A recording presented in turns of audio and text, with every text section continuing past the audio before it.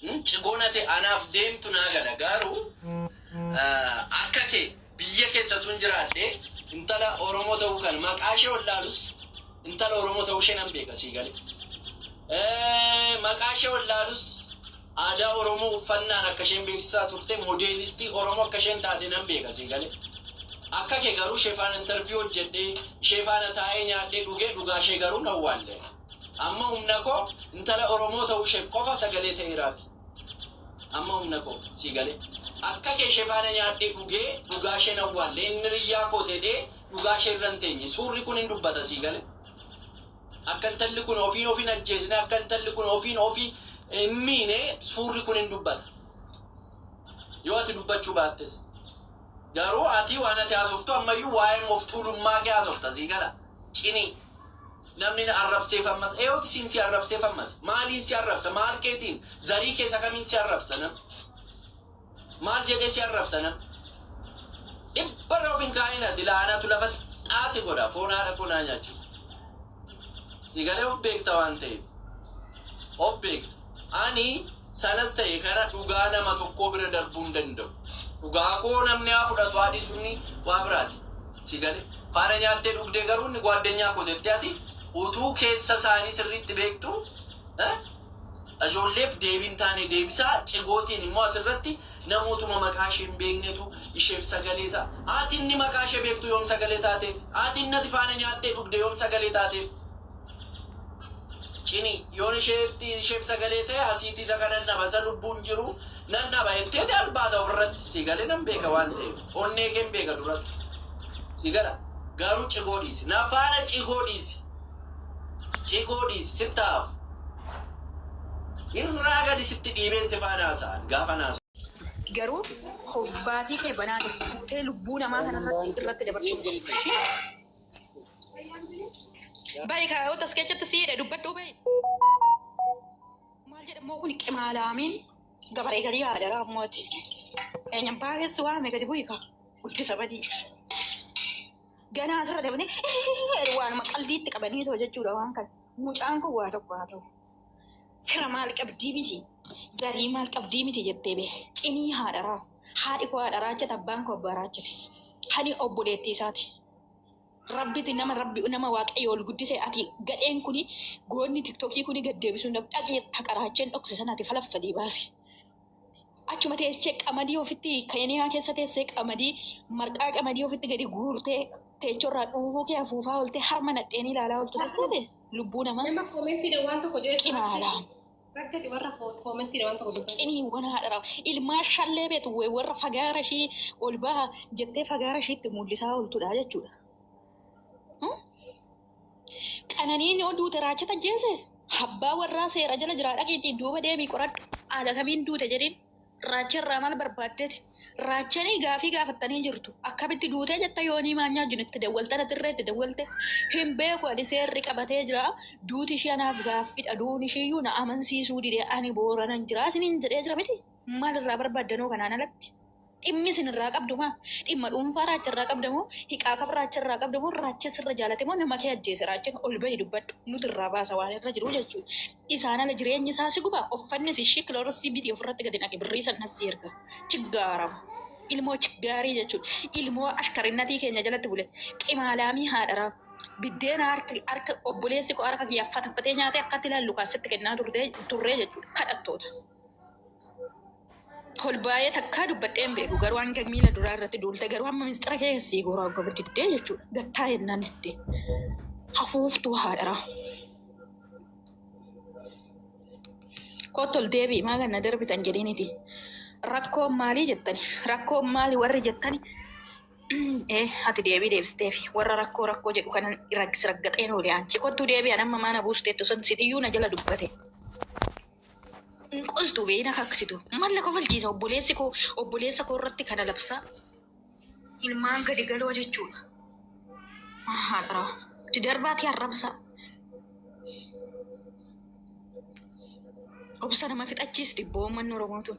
Isinitti ulfaatu gisee hamaara jala dhaxxanii fagaara keessan qabattanii hamaara wajjiniin viidiyoo micayyoon diraamaa hojjattee fiddee dhufteetu irratti kuttee mucattii ciinii sun hin beekne akkati teechoo irra teechu sanii xiyyaara keessa hin jira of seedhee uumaan abbaa kee jetta kadhattitti haadharaa gaariidhaan biyyaa baate beekti si beekna akkatti gaariidhaan hoolota gara buraayyuutti dabartee buraayyuudhaan immoo fufaa gara naqamtee dabartee naqamtee keeniyaa si oofee buleessi kee jechuudha. Leessumni kee keeniyaatti si fudhate sababnoo sababa dubara duudaa gudeeddeef jechuudha. Diqaalaa haadharaa kottaa natti dhiyeessaa nanan tuqube. Koomentii jalatti dheengadda ijoolleen na galabbina miidhayyoonti warra beekamaa irraa dhalatte dhiisaa warra akkasii jette koomentii deebisaa turte. Maala yeewun narra gorisiin jedhee ceenii hojii kee beekta muka sitti naqaanii raachuu irratti qomaa xaahaadharaa. Inaffaru gisee niitii dhirsa qabdu raachatu jirrafaa hafuudhe andaalame dhagee andaalam gaafadhaa seera jala jira andaalamis immoo hajjeesuu isaa ragaanii qabdu akkamitti raachan gadi bee andaalam tajjeesen jennee jedha afaan nama guuttate. In argine kaa atoo cubbuu waraabbatte inni maa cubbuu waraabbata raachenis Oromoo dur raachenis immoo andaalam immoo micayyoo kana hajjeesee hojii seexanaati Oromoo gumaa baafata Oromoo tuyyuu gumaa nyaata malee hamaarri gumaa nyaata gumaarree hin baastu jechuudha. Namticha kaleessa Haacaaluu na tajjeesisiise warra Haacaaluu ajjeesisiistan torbee tokko keessatti birii meeqasinii kenneedhu jala biriifattu dhaxxanii suura diinni gadi baaste uftanii balaqqaxamtuu jechuudha. Asirraa afaan kee seentimeetira 5 goote. Gadi galoowwan haadha gadiraa budaawwan haadha keessanii jechuudha. Haacaaluu nyaattan immoo raachetuutu lama keessaa mataa ol qabatee kottaa nyaadhaa kanas. Inuma nu harkaan nyaanne irratti lubbuu ol dabarsina malee eenyu isiniin dhiisu raachifatti. Safuu gargaara. Maalinni seenaa ofiin boontuu maalinni safuu maalinni jettu seenaa lamuu dhaggeeffadhu sitti hima. Mucaan hin beekaa akkatti micayyoon duute raachetuu beekaa jedhee soolam dhagii viidiyoo dhaggeeffadhu. Gastii namaarree seenee dubbate. Gastii mucaa namticha gadi galoo yoonii maanyaa jechuudha. Dhagaatii dhaggeeffadhaa gaaffii nun gaafatinati. Dhimmi gandummaatii fi dhimmi dura walitti kaasan dhimma salphaadha. Kun garuu dhimma lubbuuti. Mucaan kun sanuu biyya keessa jira jechuudha. Viidiyoo akkanaa mucaa kanarratti dilagee biyya keessa jira. Wayyoo ta'e garuu akka itti gaafatamtu viidiyoon kee gus seenaaf sii ta'a jechuudha. Zarii maal qabdi? Silaa dhaqee tana ishee agarsiisaa jette dhaqeetii ati raachee wayyaa ta'uu nu laaltammoo gisee san waan goon akka dhugaa Haacaaluu dhokate dhugaa Haacaaluu nyaattanii warri hacee ajjeese taa'ee nyaatee warri haceef dubbatu hidhaa keessatti dararamaa jiru kana miti jechuudha. Gadi galoo ilmaan cubbuu ilmaan gifanyaa jechuudha. Kanaaf akkanas hin godha Waaqayyoo. Dhagbaafadhu. Nu maaltu galche raachee maaltu galche raachee bilbila bitteetti kennite moo?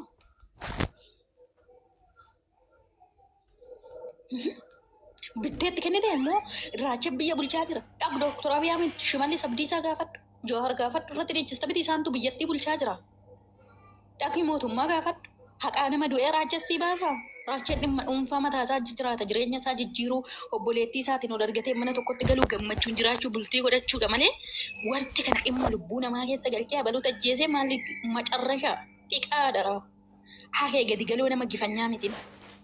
Raacheen namaafuu gisee sagalee ta'u tubatee qoratee sammuu isaa keessa naannesseetti gadi ba'ee sagalee ta'a akkuma kee bubbisee dhufee lalalalalalalee Oromoo kutaa akkasii akkas taatee bolalalalalalan jedhu dhaltii haadharaa. Hudduun hadheenis simachee jira. Hudduun hadheeniitiyyuu qullaarraa gabbaastee luka hedda qabadhaatteeni geemii qabata godhattee ta'u hudduun hadheenii fi harman hadheenii ilaalaa ol taasirra. Gadi galoo haadhara. Qimaalaa. Soolam jechuun gadi galoo jechuudha. Sarraatanyaa keenya turtee jechuudha. Tirraafii keenya nyaattee nurraa nyaannee jechuudha.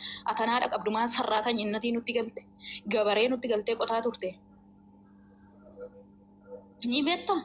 Gabaree nutti galtee hoolota keessa dabartee jechuudha. Hachi gara galkalkuyyuu keessa lafa keenya qotaa turte jechuudha. Gabareessuma kootti galtee. Maalaa. Gadi galoo haadharaa sii fideen dhufa micayyoon hin dhufte jechuudha. Hojii haafixxuun seenaa kee gassii guurti. Obsa nu hixachiisaa harta. Lubbuu namaa fuudheetii miskiina. Handaala majjeesuu ragaa qabdaa? Raacheen immoo bira jiraachuu ragaa ni qabdaa? Kodoo beektee silaa artistii kanarra gorteetiyyuu harka diinatii baasta malee diina wajjin hin bineensatti taatanii nyaachuun kaatani. Nama beekamaa nama hayyuu kabajamaa kana jechuudha. Budaawwan haadha gidiraawu dhabama si haa godhu yeroo gabaabaa keessatti.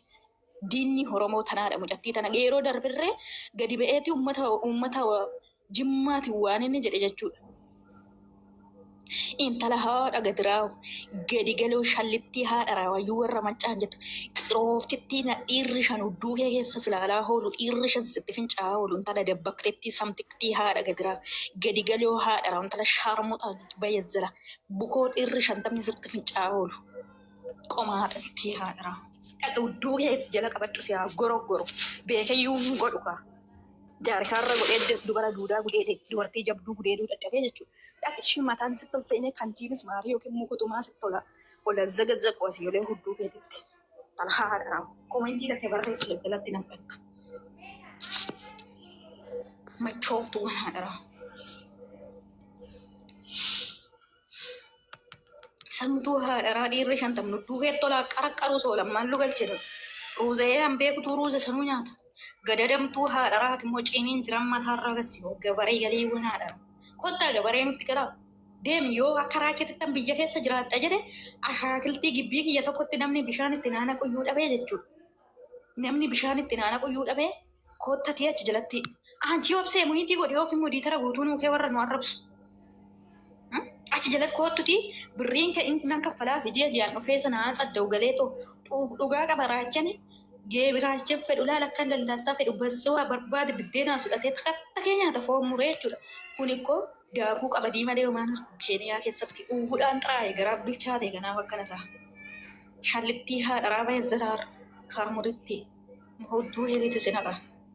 Intala haadhi kee intala habbaan keessi gudeedee biraabee jechuudha. Hayyuun tun jechuun intala haadhi fi hamaara jala dhaabbattee haadhi fi gudeeddamte intala haadha intala obboleessi kee haadha keetitti ol garagaree haadha keetitti gaanu intalatti haadha gidiraa jechuudha. Haadha kee wajjiniin sisala obboleessi kee qimaalamitti si haadha kee naarrabsise. Qinii haadhara. Dhaqiitii haadha kee wajjin ol galabbaxiitii haati kee siyaa zaqazaqaa si olee mizmaarii kan hin qabnetti jechuudha. Intala haadha wajjiniin bitaa mirgaan diinni sissalaartu. Qomaadhaa daraa baay'isira. Si haadha kee naarrabsiise jechuudha. Haadha kee irree akkasutti gadi galabbaxamtee godhamaa jirti jechuudha. Raachee firan qabu. Kottaa hin ajjeestu. Ooftitti haadha raasita haadha koonaa haadha kee akka namni na arrabsitan haadha kee guutuu of arrabsiista jechuudha. Ani yeroo miira keessa galee intala haadha kee manatti nan arrabsiisin guddisa badii haadharaa. Bayyazara samtuu dabbaqtetti haadhara. Dhaqiitii jechuudha si bakkee hunda dhudduu kee adda si goroggoranii biyyaa si baasan jechuudha intala haadhara. Intala obboleessi kee haadha kee hojii si cibsee si goroggoru hudduu kee keessa. Safu maal akka warra wallaggaa faana dubbatta amma muutii of jalaan gootu kana kadhattu. Muyiiti ishiin gootu ati. Wasa kaan. Tuni mudiitara oduu nuu kenninte mudiitara guutuu nuu kennu diddee nu arrabsiisti qoya isaa deebitu. Sii kenne bir mudiitara. Laa mudiitara naa kennite kaa muyiitii fi biloo inaan kennite. Muyiitii gochuu hin danda'u galchuu fi baasuu qofa guutuu naa kenna. Siin kennaa qoy. Ajaa'iboota akkas godhachuu hin danda'u warra dhaabadhee to'in. Saniif waan tokko yeroo dubbatan tooftaan waliin kennamu akkaataa qorannoo irra tooftaa walii kennamu baay'inaan bilchinaan hayyummaa dhallaa lamee osoo deeme baay'ee gaariidha. Waan intala kanaa intalli kun asitti barattee gaafa akkanaa asitti qacaramtee bara akkanaa xalayaana biraa fudhattee jechuun waan tokko waan nama yeellasiisu immoo waan tokko kaawwatanis ta'ee natti hin mul'anne dhoksuunis barbaachisu. Maaf jennaan intala kana kan ajjeesses namatti dhiyaatu. Kabajaan kabajaan nyaatu kabajaan footoo kabajaan sagantaa adda addaa bakkee adda addaa waliin qindeessee waan kana godhee jira. Waan namni godhee osoo hin taane guyyaanis gantee jira kana osoo hin ta'in guyyaanis ishii gantee harka namaatti dhiyaatu jira. Hiree kana immoo hiree obboleessa keenya qabeenyaatis hireen aartii immoo humna bareedaa baatee deemu kanaatis hubachuudhaaf jechaadha. Kanarraa kan ka'e waan kana yeroo dubbannu waan hundatu hin beeknu haala kanarratti akka dhiisnu hin beeknu waan ta'eef dhugaa cimnamuu dubbachuu qaba kallattii kennuu qaba.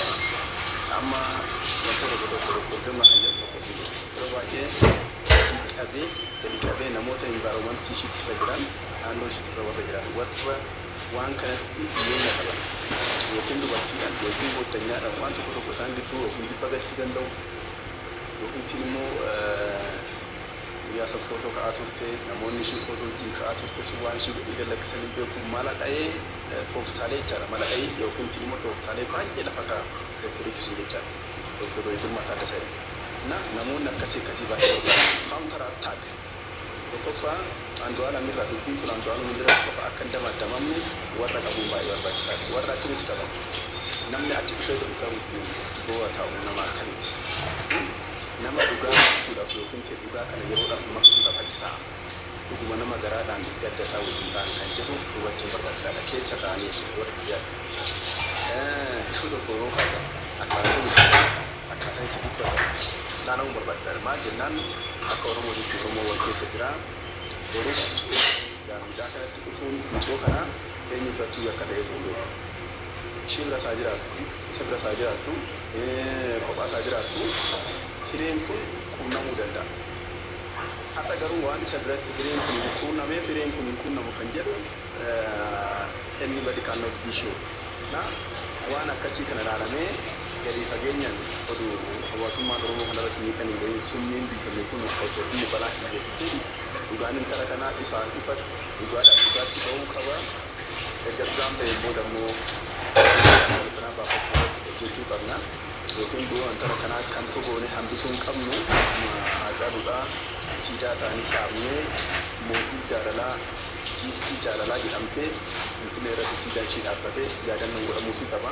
Sira tokkicha deemtee Harargeetu maal jedha isinitti fakkaate namni gaariin bobbadu namni gaariin hin barakatuudha. Maal jennaan nama gaarii akka onus barbaadu waanis barbaadeedha jettaan.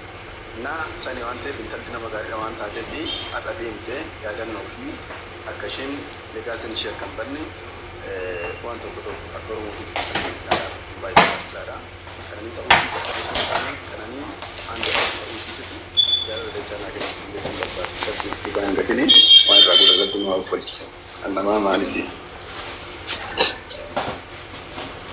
Ayyee guddaa isa galatoon. Qiritti eegi bilis. Durallee namarraa fudhate. Siifin kenna carraa bal'aa qiritti. Na of kalchi dhiifama haasaa ijoo dubbattaa garuu namoota akka wal ga'uu fi qiritti. Mo'ee itti fufi. Tarii niitoorkii yoo na baase mo'ee namootaaf carraa kenna sumaati.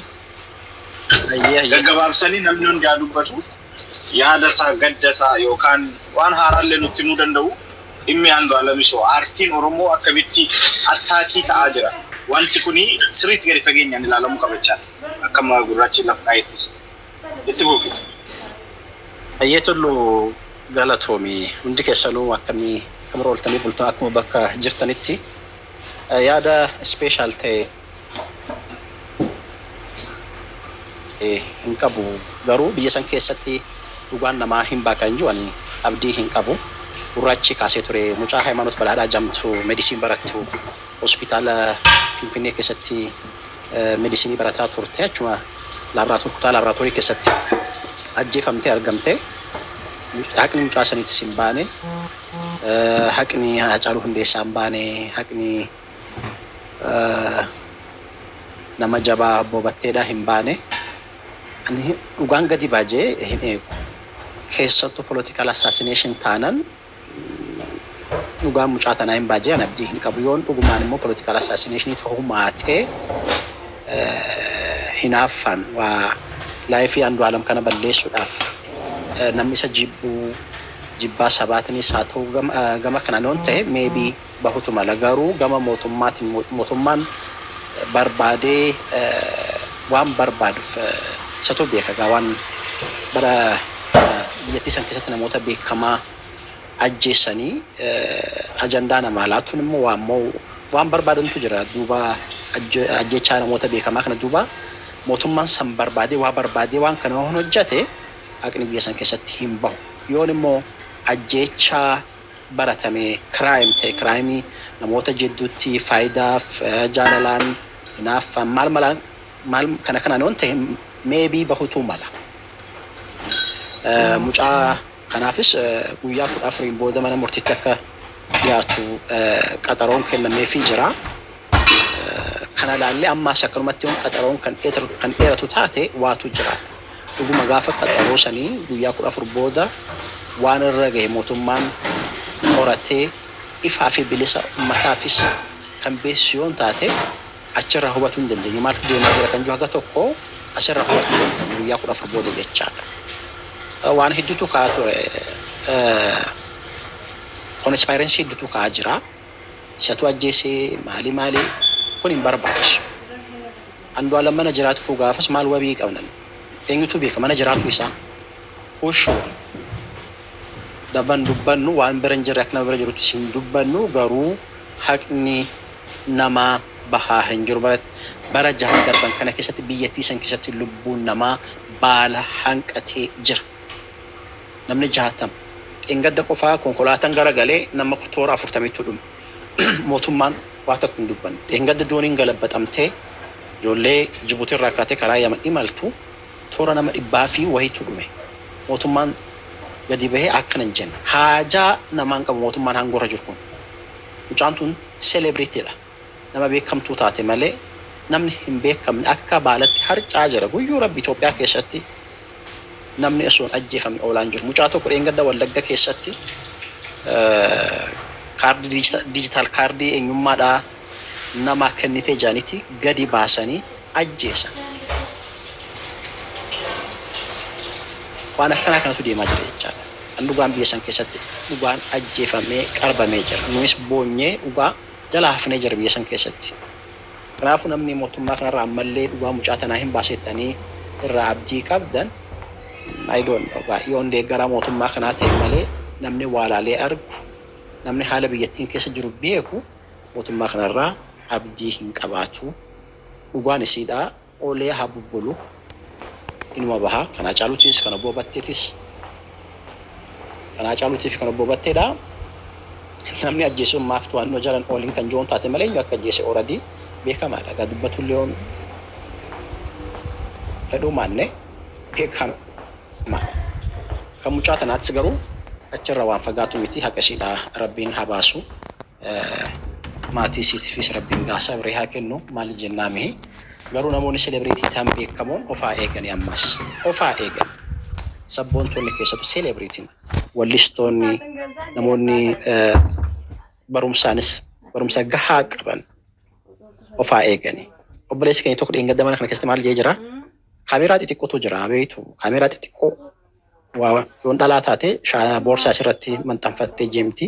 Dhiiroon ta'e Saamsoonii ta'e isarratti kan warri seektara garaagaraa keessa hojjetu shaanxaa gurraattii takka qaba. San fannifatanii deemanii achirratti hakaatanii. Manni isaanii yoon kaameeraa qabaatu maatee kaameeraa seekiretiidhaa haa godhatanii. Yeroo hama yeroo fokkotaa keessa jirra namoonni beekamaan ofaa eeganii. Yoon immoo danda'an boodigaardis haa qaxarani. So Hacaaluun gaafa amma akkana ta'u boodigaardii qabaate dubbiin tun akkanatti hin hammaatu ture. Kanaafuu ofaa eeganii nulleen namoota keenya qubaa haa qabaannu kanumaan jaatullu. Thank you.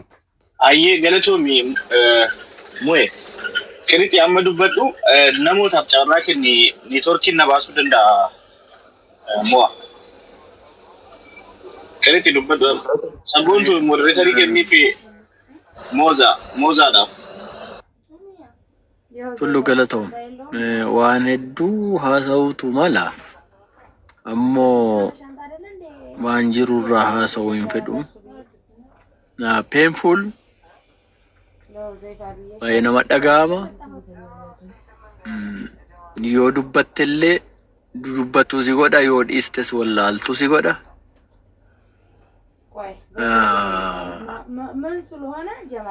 Waaqayyo qofaa anarra darbee boolla ishee jannata haa godhu. Andu'aalam Gosaas dogoggoraan isaa ta'u itti yaadee isaa ta'u hin beekin isaa ta'u shirris irra xaxamee haa ta'u kalaphee isaa keessa jirtu yookaan maaliin haa ta'u waa ta'e uumamee jira jechuudha. Ilma Oromoo tokkotti Waaqayyo kan akkasii qeekeetti hin fidin. Qeekeetti hin fidin jedha Oromoo. Ammoo namni lafarraa darbe ka lafarra jiru bira dhaabbatu malee ka lafarraa darbee deebisuu hin danda'amu jechuudha. Ijoollee kana gaafanii suura isaanii sooshaal miidiyaa irratti wal bira argu akka ajaa'ibaatti keessi koo akka nama damma fi bassoo walitti makee yookaan immoo bassoo fi itittuu walitti rukutee dhugee qabbanaa heettan dhaggeeffadha jechuudha.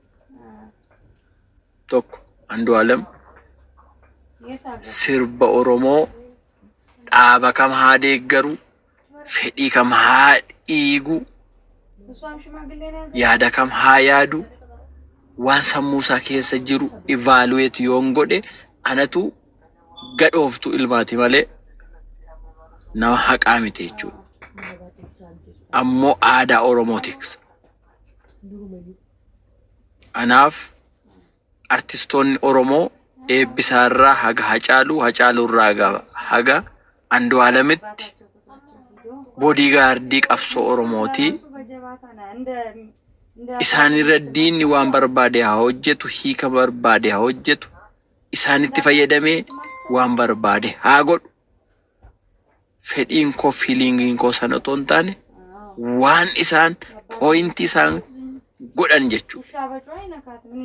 Oromoodhaaf maal haasaan, akka Oromootti akkamitti deeman, akka Oromootti akkamitti of ibsan isarraan isaanirraa eega otoo hin taane isarraan laphee koo dhaggeeffadha jechuudha. Waan isaanirraa barbaadan godhanii jiru. Diinni immoo isaanitti akkamitti akka dhufu hubachuu dhabuun isaanii laafinni yoo jiraate laafinni sun laafina koo malee laafina nama biraa miti.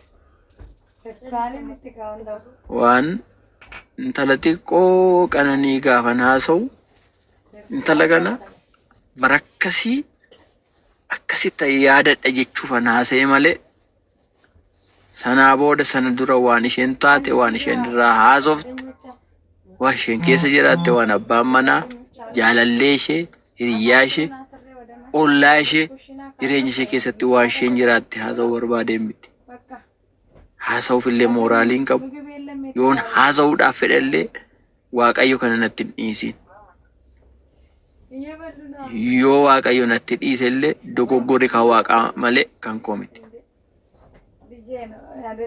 Tana xiqqishuu wayii hiriyoota koo faanan dhuguma kun yuunivarsiitii irraa eebbifamte miti. Waan ajaa'ibaa barri amma akkamitti deema. Waggaa yoo xiqqaate 2010 2011 gidduu sanatti jechan haasa'ee sammuun koo yaada turraan haasa'e waan kana.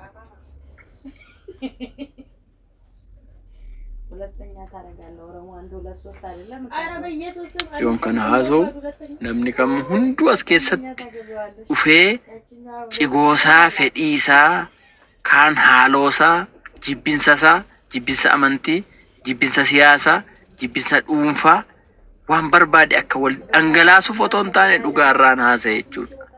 Of galchaa. Ka boolla seene yaa Waaqa. Yoon cubbuu jechaatiin darbee deemeera ta'e ati na of galchi.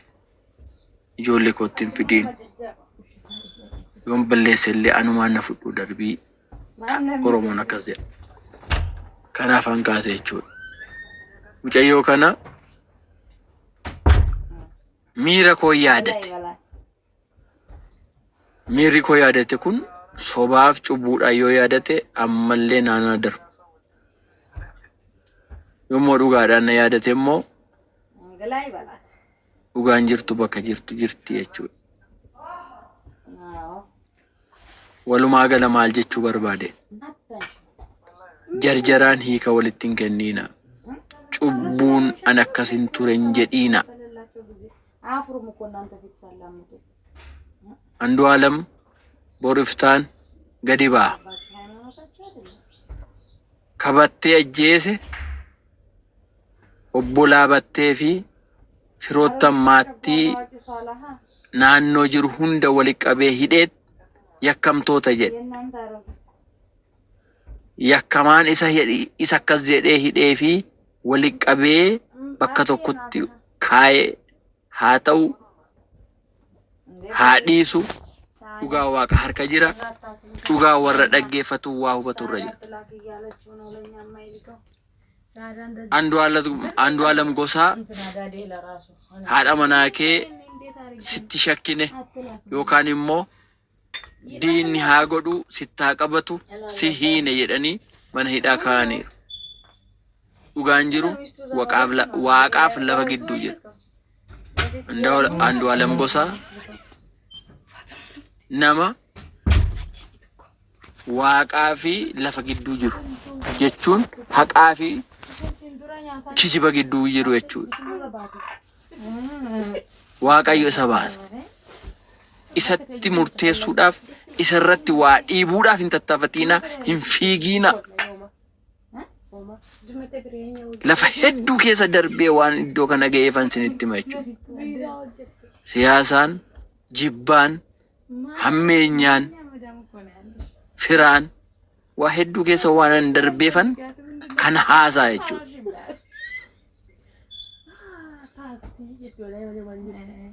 Andu'aalem haadha manaasaa dogoggoraan haa dabarsu yookaan immoo dogoggoraan ka diinni irratti qopheesseen itti haa miidhamu hin jarjariina ivaaleetu gochuuf murteessuuf murteetti hiika kennuuf hin jarjariina. Kanan kan isiniin jedhu haaloo fi jibbinsa fokkisaa hedduu keessa darbee muuxannoo waan an qabuufan haasa'u jira. Andu'aalemiin firii gochuuf mucaa kanallee sammuun koo waan keessa darbe keessa waan yaadadheef bilisa gochuuf ammoo yoo naa danda'ame yoo waaqayyollee naa hayyame mucittii xiqqoo kana lakki isheen hin duune isheen dhugaadhumaan jirti jedhee lubbuu ishee qopheesseedhuma fayyaa ishee addunyaa irratti yoo naa deebise nan jaaladha jechuudha. Kun hin ta'u ani hin beeku. Yoo hin taane I don't know. Ammoo walitti hin jarjariina, walitti hin darbiina, ka mootummaan sinitti qopheessu, ka paartiin sinitti qopheessu, ka wallaalaan, ka jaanjaan, ammoo ka shirri sini qopheessuun walitti hin duuliina. Duula sana keessa jirra siyaasaan waan hundaan. Akkatan sinii ibsu waan hin qabneefan lafa dhaabbadhu dhabeen isiniinuu lafa akkasin dhaabbattan sin dhowwe akkatti na hubadhaa keessaan ba'a ana of galchaa. Galatoomii hawwii boruuf itti fufii yaadoon qabaatte. Hayyee duraan dursee yeroo bakka murtan nagaa keessaniin jedha. Wanti obboleewwan keenya lamaan kana irratti gaggeeffamaa jiru waan baay'eedha. Hedduu tokko nama dhibaa. Walumaa galatti akka haalli ittiin adeemamaa jiru kuni haqa obboleetti keenyatillee baasaa hin jirani. Bifumaan taaneen immoo shirratti garaagaraa xaxanii gurbaallee nu harkaa wanii karchalleetti galchuuf deemaa jiru. Wanti ajjeechaanii shakkamaa yoon jedhan akka kiyyatti akka hawwiitti akka dhuunfaa kootitti obboleessi keenya Andu'aalem mucayyoo tana ajjeesuu yoo barbaade karaa hiphaa kanaan osoo hin taane karaa bal'aa tokkotu jira. Namni kamiyyuu aariin jira haadha manaa kan ajjeesu yookiin immoo isarratti